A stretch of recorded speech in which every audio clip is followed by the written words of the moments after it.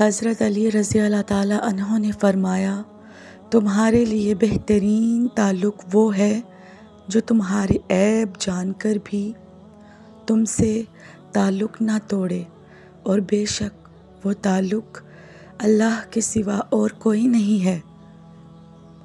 हर चीज़ अपने वक्त पर ही अच्छी लगती है। नेकी कमाने का वक्त जवानी है।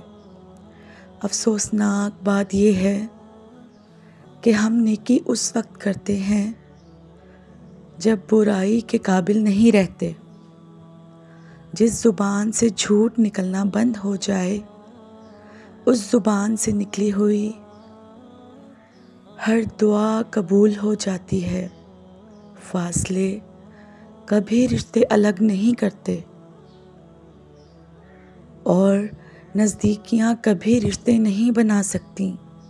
अगर एहसास पीछे बचे और फिर साथ खुलूस हो तो रिश्ते हमेशा ज़िंदा रहते हैं।